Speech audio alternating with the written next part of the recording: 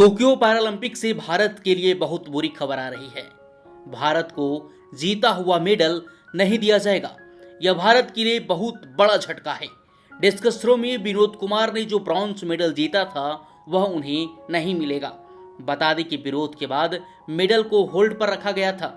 अब फैसला हुआ है कि विनोद को वह मेडल नहीं दिया जाएगा। टोक्यो पैरालंपिक के तकनीकी प्रतिनिधि ने यह तय किया है कि Vinod Kumar discus throw F52 class के लिए योग श्रेणी में नहीं आते हैं। बता दें कि रविवार को विनोद कुमार ने मेडल जीता था, लेकिन उनके विकार के क्वालिफिकेशन पर विरोध जताया गया, जिसके बाद मेडल रोक दिया गया। बीएसएफ के 41 साल के जवान विनोद कुमार ने 19.91 मीटर के सर्वश्रेष्ठ थ्रो से तीसरा स्थान हासिल किया था।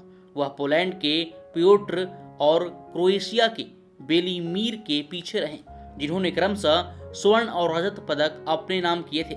लेकिन नतीजे के बाद F52 के उनके क्वालिफिकेशन पर आपत्ति जताई गई। बता दें, F52 स्पर्धा में वो एथलीट हिस्सा लेते हैं जिनकी मांसपेशियों की क्षमता कमजोर होती है और उनके मूवमेंट सीमित होते हैं। हाथों में विकार होता है या पैर की लंबाई में अंतर होता है, जिससे खिलाड़ी बैठकर प्रतिस्पर्धा में हिस्सा लेते हैं। रीढ़ की हड्डी में चोट वाले ऐसे खिलाड़ी जिनका कोई अंग कटा हो, वे भी इसी वर्ग में हिस्सा लेते हैं। विनोद के पिता सेना में थे और 1971 भारत पाक युद्ध में लड़े थे। सीमा सुरक्षा बल यानी कि बीएसएफ में जुड़ने के बाद ट्रेनिंग करते हुए विनोद लेह में एक चोटी से गिर गए थे, जिससे उनके पैर में चोट लगी थी। इसके कारण वह करीब एक दशक तक बिस्तर पर रहे थे और इसी दौरान उनके माता पिता दोनों का देहांत हो गया था। उनकी स्थिति में 2012 के करीब सुधार हुआ और पैरा खेलों में उनका अभियान 2016 रियो खेलों के बाद शुरू हुआ।